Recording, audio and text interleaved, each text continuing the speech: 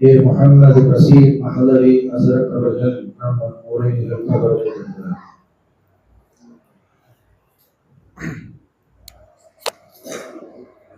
அஸ்ஸலாமு அலைக்கும் வரஹ்மத்துல்லாஹி வபரகாத்துஹு. அல்ஹம்துலில்லாஹி ரப்பில் ஆலமீன். வஸ்ஸலாத்து வஸ்ஸலாமு அலா ரஹ்மத்தில் ஆலமீன் வ அலா ஆலிஹி வ ஸஹாபிஹி அஜ்மஈன்.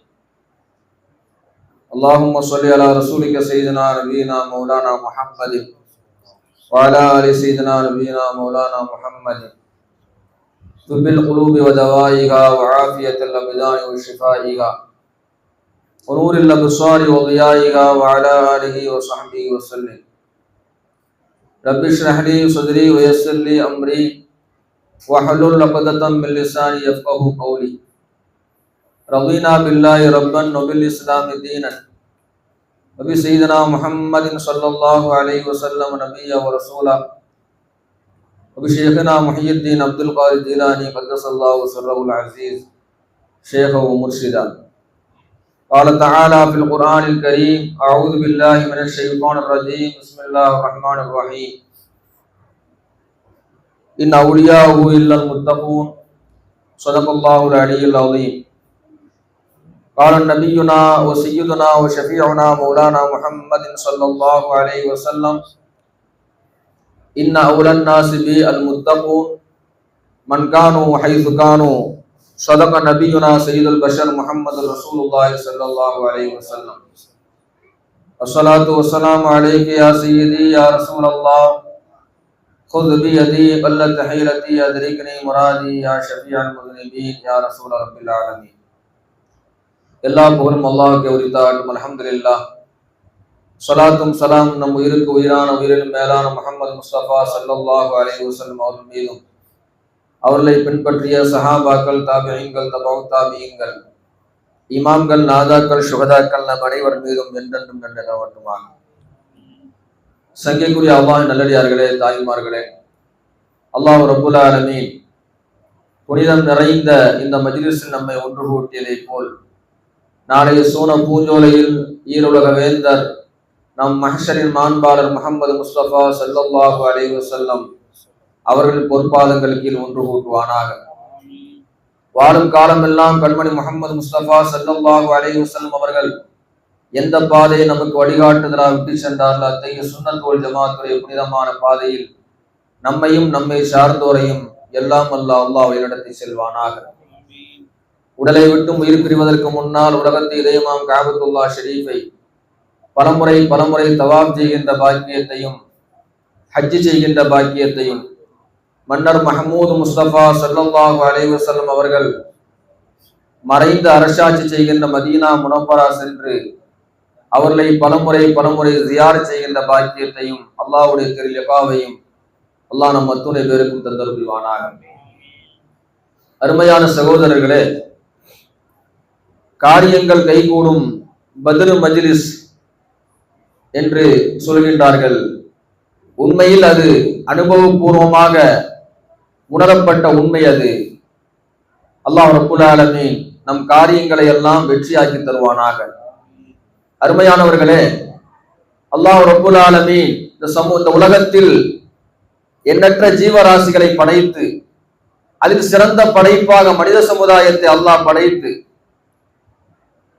எல்லா படைப்புகளையும் மனிதனுக்காக படைத்த அல்லாஹ் ரப்புல் ஆலமீன் மனிதனை தன்னை வணங்குவதற்காக தனக்காக அல்லாஹ் ரப்புல் ஆலமீன் படைத்தான்.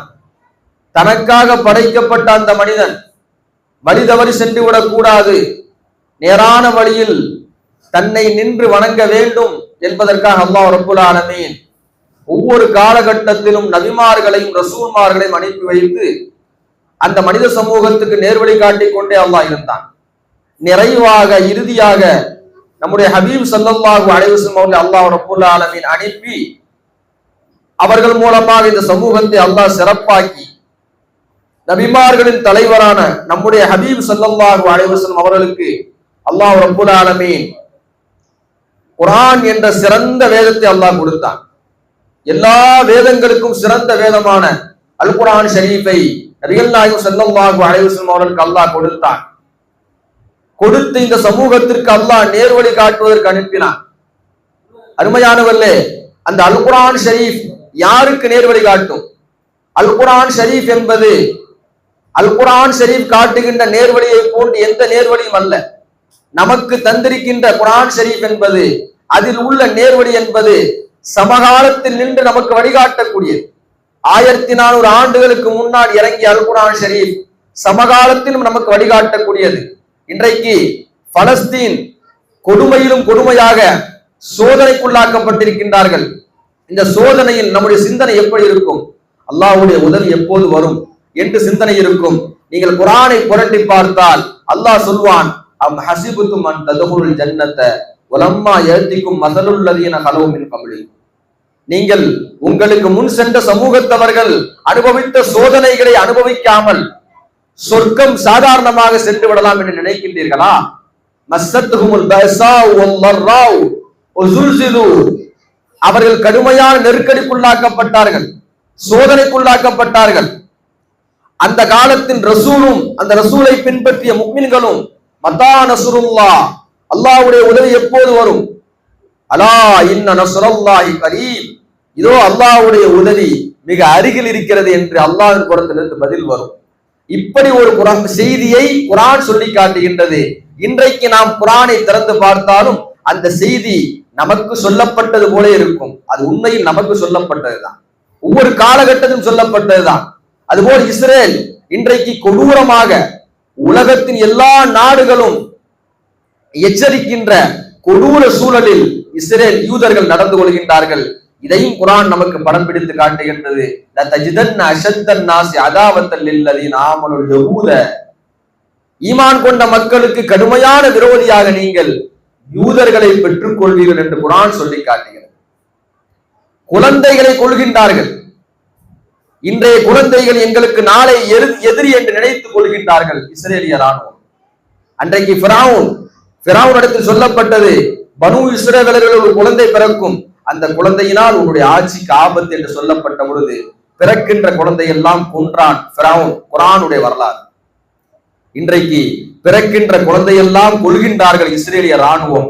இன்றைக்கும் குர்ஆன் நமக்கு படம் பிடித்து காட்டுகின்றது. இப்படி குர்ஆன் நமக்கு காட்டுகின்ற நேர்வழி என்பது சாதாரணமான நேர்வழி அல்ல. எந்த சமூகத்திற்கும் இது வழங்கப்படவில்லை. அந்த குர்ஆன் யாருக்கு நேர்வழி காட்டும் என்று அல்லாஹ் சொல்கின்றான், ஹுதல்லில் முத்தகீன், முத்தகீன்களுக்கு நேர்வழி காட்டும் என்று அல்லாஹ் சொல்கின்றான். அப்ப தக்வா என்பது சாதாரணமான ஒன்று அல்ல. தக்வா இருந்தால்தான் குர்ஆனுடைய நேர்வழி நமக்கு கிடைக்கும்.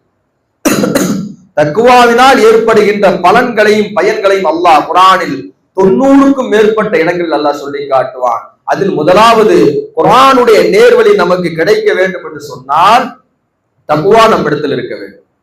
அடுத்து அல்லாஹ் சொல்லி காட்டுவான், அல்லாஹ்வுடைய மக்ஃபிரத் நமக்கு வேண்டும் என்று சொன்னால் தக்வாவை நாம் கையில் எடுக்க வேண்டும். இன் தத்தகுல்லாஹ யஜஅல் லக்கும் ஃபுர்கானா. நீங்கள் அல்லாஹ்வை பயந்தான் தக்வாவோடு நீங்கள் நடந்து கொண்டால் அல்லாஹ் உங்களுக்கு ஃபுர்கானை தருகின்றான். ஃபுர்கான் என்றால் என்ன? சத்தியம் எது அசத்தியம் எது என்று பிரித்து காட்டுகின்ற அகப்பார்வை அல்லாஹ் நமக்கு தருகின்றான். தக்வாவை நாம் கையில் எடுத்தால் யஜஅல் லக்கும் ஃபுர்கானா வ யகஃபிர் அன்கும் ஸய்யாத்திக்கும் வ யகஃபிர் லக்கும் ذுனூபக்கும். உங்களுடைய சிறு பிழைகளை அல்லாஹ் மன்னிக்கின்றான், உங்கள் பாவங்களை அல்லாஹ் மன்னிக்கின்றான் தக்வாவை நீங்கள் கையில் எடுத்தால். அல்லாஹ் அடுத்து சொல்லி காட்டுவான், ஞானம் வேண்டுமா? அல்லாஹ் கற்றுத் தருகின்ற ஞானம் வேண்டுமா? வத்தகுல்லாஹ் வ யஅல்லிமுக்குமுல்லாஹ். நீங்கள் அல்லாஹ்வை தக்வா செய்யுங்கள், தக்வாவோடு இருங்கள், அல்லாஹ் உங்களுக்கு கற்றுத் தருவான். இன்றைக்கு ஒருவர் கல்வி ஞானத்தில் சிறந்த அறிவாளி என்று நாம் அடையாளம் கண்டு கொள்ள வேண்டும் என்று சொன்னால் அவர் யாரிடத்தில் படித்தார் என்பதை நாம் பார்க்கிறோம் இல்லையா? சஹாபிகள் ஆக சிறந்த, உலகத்தின் தலை சிறந்த அறிவாளிகள் சஹாபிகள். காரணம், நபிகள் நாயகம் ஸல்லல்லாஹு அலைஹி வஸல்லம் அவர்களிடத்தில் படித்தவர்கள் சஹாபிகள். அவர்களுடைய அறிவுக்கு நிகராக எந்த அறிவும் கிடையாது. அதனால் சஹாபிகள் சொல்லிவிட்டால் மாற்று கருத்தே கிடையாது. சஹாபிகளிடத்தில் படித்த தாபியங்கள் சொல்லிவிட்டாலும் மாற்று கருத்து கிடையாது என்பது நம்முடைய இமாம்களின் கூற்று. காரணம், அவர்களுடைய ஆசிரியர்கள் அப்படிப்பட்டவர்கள். அப்போ அல்லாஹ் தக்வாவோடு நீங்கள் இருந்தால் அல்லாஹ் உங்களுக்கு கற்றுத் தருகின்றான். அப்ப இறை ஞானம் வேண்டுமா? தக்வாவை நீங்கள் கையில் எடுக்க வேண்டும் என்று அல்லாஹ் சொல்கின்றான். இறை நேசத்தை பெற வேண்டுமா? அல்லாஹ்வுடைய நேசராக நாம் ஆக வேண்டுமா?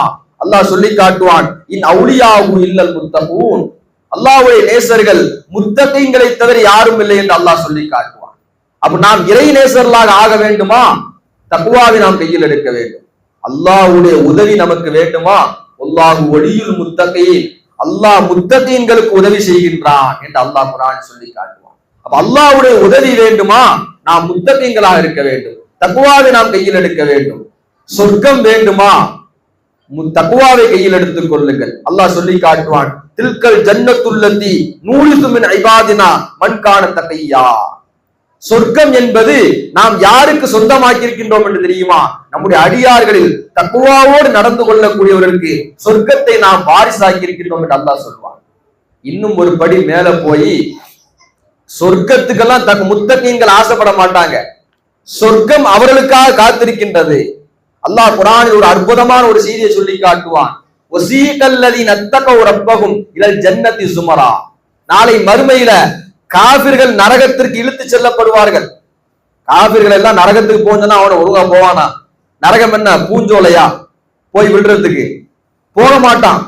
காபிர்கள் நரகத்திற்கு இழுத்து செல்லப்படுவார்கள் என்று அல்லாஹ் குர்ஆன்ல சொல்லி காட்டுறான். ஸ்கூல் முடிய போகுது, ஸ்கூல் லீவ் முடிய போகுது.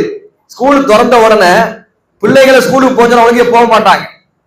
தாய்மார்கள் பெற்றோர்கள் இழுத்து கொண்டு செல்ல வேண்டும். பிள்ளைகள் பள்ளிக்கூடத்துக்கு செல்ல அடம் பிடிப்பார்கள், இழுத்து செல்வார்கள், சிரமப்பட்டு கஷ்டப்பட்டு இழுத்து செல்வார்கள்.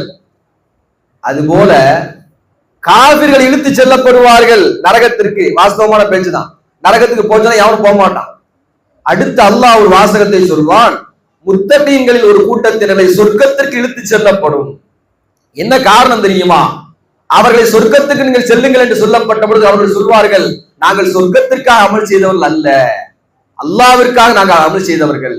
சொர்க்கம் எங்களுக்கு பெரிதல்ல, சொர்க்கத்திற்கு நாங்கள் செல்ல வேண்டிய தேவையில்லை என்று சொல்வார்கள். அப்ப முத்தகீன்கள் தக்வா உடையவர்கள் சொர்க்கத்திற்காக அமல் செய்யக்கூடியவர்கள் அல்ல. தஃசீர் ரூஹுல் பயான்ல ஒரு அருமையான செய்தியை சொல்லி காட்டுவார்கள். ராபியத்துல் அதவியா ரலியல்லாஹு அன்ஹா மிகப்பெரிய இறைநேச பெண்மணி. பெற்றோர் தாய்மார்கள் கவனிக்க வேண்டும். மிகச் சிறந்த இறைநேச பெண்மணி ராபியத்துல் அதவியா ரலியல்லாஹு அன்ஹா ஒவ்வொரு நாள் பகலும் இரவும் 1000 ரக்காத்துகள் தொழுவார்களாம். தொழுதுவிட்டு அவர்கள் சொல்வார்களாம், மா உரீது பிகா சவாபன், இதை கொண்டு நான் எந்த சவாபையும் நாடவில்லை, வலாக்கின் யுஸ்ரு ரசூலுல்லாஹி ஸல்லல்லாஹு அலைஹி வஸல்லம், இதை நான் தொழுகின்ற பொழுது என் கண்மணி ஹபீப் முஹம்மது முஸ்தபா ஸல்லல்லாஹு அலைஹி வஸல்லம் அவர்கள் மகிழ்ச்சி அடைவார்களே, சந்தோஷப்படுவார்களே. மற்ற நபிமார்களிடத்தில் அவர்கள் சொல்வார்கள், பாருங்கள் என் சமூகத்தின் என் உம்மத்தில் ஒரு பெண்மணியினுடைய அமலை பாருங்கள் என்று பெருமையோடு மகிழ்ச்சியோடு சொல்வார்களே, அந்த மகிழ்ச்சிக்காக நான் தொழுகின்றேன் என்று ராபியத்துல் அதவியா ரலியல்லாஹு அன்ஹா சொல்லி காட்டுவார்கள் என்று சொன்னால், இங்கே இன்னொரு செய்தியை நாம் சிந்திக்க வேண்டும். நாம் செய்கின்ற எல்லா அமல்களையும் அருள் நபி முஹம்மது முஸ்தபா ஸல்லல்லாஹு அலைஹி வஸல்லம் அவர்கள் அவதானித்துக் கொண்டிருக்கின்றார்கள், பார்த்து கொண்டிருக்கின்றார்கள். அருமையான தாய்மார்களே, சகோதரிகளே, அருமையான சகோதரர்களே, நாம் செய்கின்ற ஒவ்வொரு அமலையும் நம்முடைய ஹபீப் ஸல்லல்லாஹு அலைஹி வஸல்லம் அவர்களுக்கு எடுத்து காட்டப்படுகிறது. நாம் நம்முடைய அமலை சீராக்க வேண்டும், தக்வாவோடு அந்த அமலை ஆக்க வேண்டும். முத்தகீன்கள் சொர்க்கத்திற்காக அமல் செய்தவர்கள் அல்ல. அல்லாஹ் என்ன செய்வான் தெரியுமா? ஓ உஸ்லிபத்துல் ஜன்னத்தில் முத்தகீன கைர பஈத், சொர்க்கம் அவர்களுக்காக நெருக்கி வைக்கப்படும் என்று அல்லாஹ் இன்னொரு இடத்தில் சொல்லி காட்டுவான். அப்ப சொர்க்கம் வேண்டுமா? தக்வாவை நாம் கையில் எடுக்க வேண்டும். சொர்க்கத்தை விட முத்தகீன்கள் பெரிதாக பார்க்கின்றார்கள்.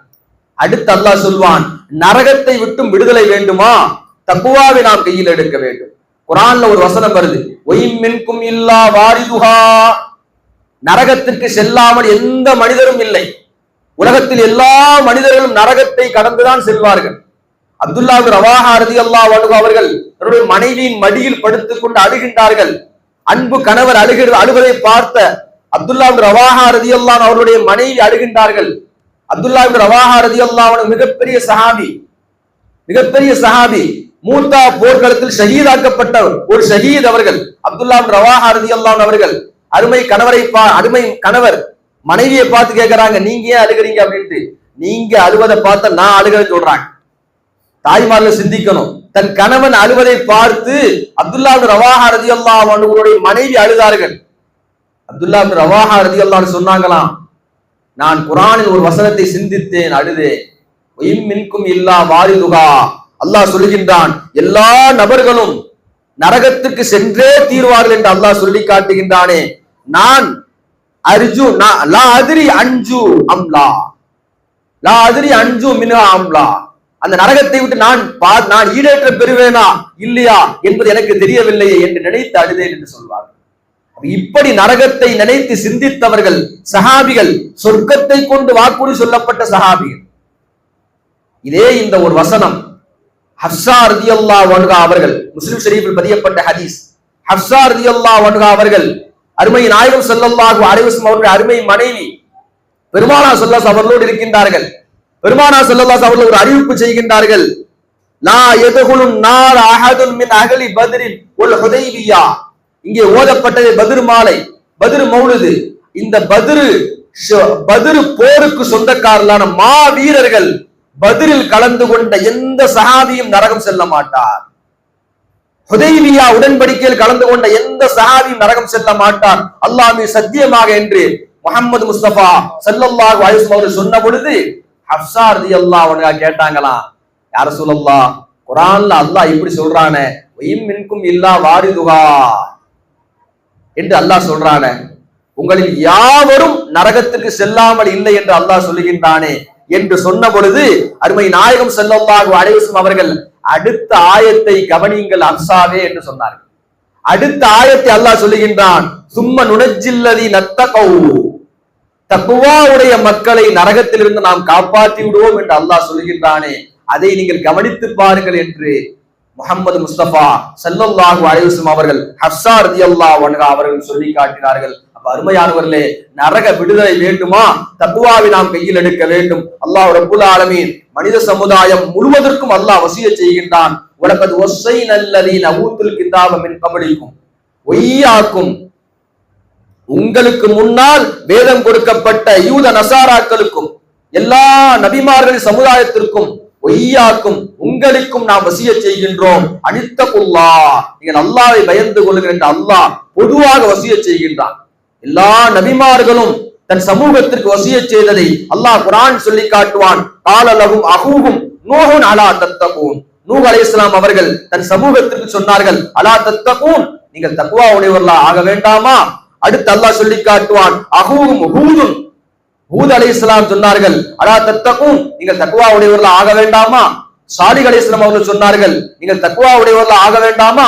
ஷுஐப் அலைஹிஸ்ஸலாம் அவர்கள் சொன்னார்கள் தன் சமூக மக்களை பார்த்து, அலா தத்தகூன, நீங்கள் தக்வா உடையவர்களா ஆக வேண்டாமா என்று.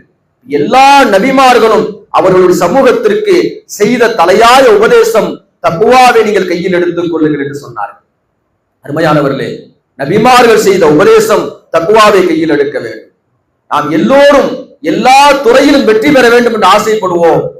அல்லாஹ் சொல்லி காட்டுவான், வத்தகுல்லாஹ் லஅல்லகும் துஃப்லிஹூன், நீங்கள் அல்லாஹ்வை பயந்து கொள்ளுங்கள், தக்வாவை கையில் எடுத்துக் கொள்ளுங்கள், லஅல்லகும் துஃப்லிஹூன், நீங்கள் வெற்றியாளர்களாக ஆவீர்கள் என்று அல்லாஹ் குர்ஆனில் சொல்லி காட்டுவான். அந்த தக்வாவை நாம் கையில் எடுக்க வேண்டும்.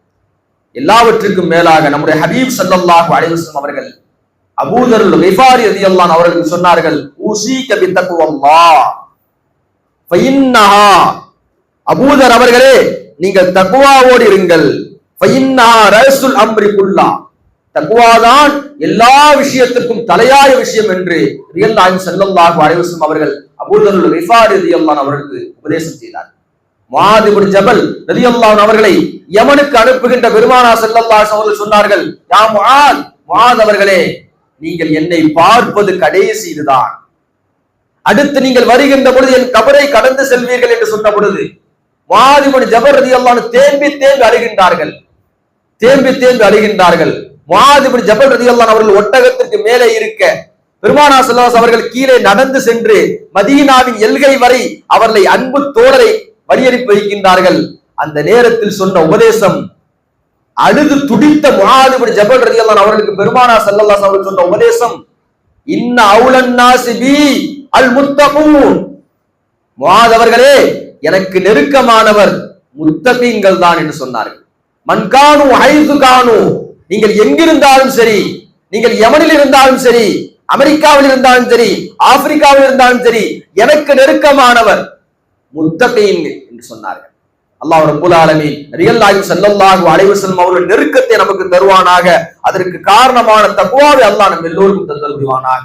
அருமையானவர்களே, அவுஃப் இப்னு மாலிகுல் அஷ்ஜஇ ரலியல்லாஹு அன்ஹு என்ற ஒரு சஹாபி பெருமானார் ஸல்லல்லாஹு அலைஹி வஸல்லம் வருகின்றார்கள். யா ரசூலல்லாஹ், யா ஹபீபல்லாஹ், என்னுடைய மகனை எதிரிகள் சிறைபிடித்து சென்று விட்டார்கள். பல நாட்களாக நான் கவலையோடு இருக்கின்றேன்.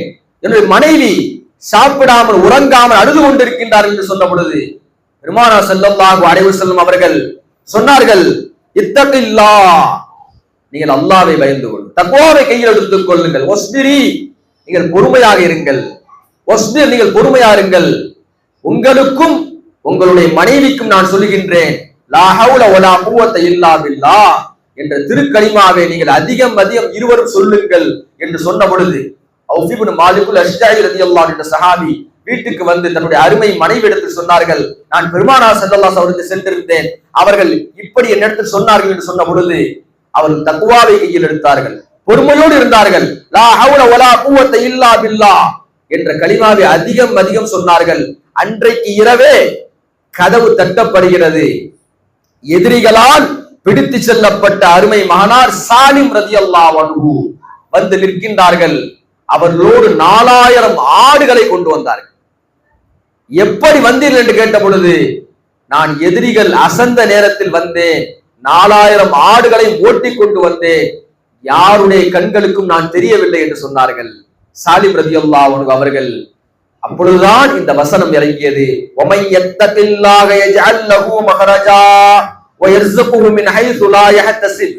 யார் அல்லாஹ்விடத்தில் தக்வாவோடு நடந்து கொள்கின்றாரோ, யஜ்அல் லஹு மஹரஜா, அவருக்கு எல்லா கஷ்டங்களிலிருந்தும் சிரமங்களிலிருந்தும் அல்லாஹ் விடுவு காலத்தை வழங்குகின்றான். வ யர்ஸுகுஹு மின் ஹைஸு லா யஹ்தஸிப், கணக்கில்லாத ரிஸ்கை அல்லாஹ் கொடுக்கின்றான் என்ற வசனம் அப்பொழுதுதான் இறங்கியது என்று முஃபஸ்ஸிரீன்கள் சொல்லி தருவார்கள்.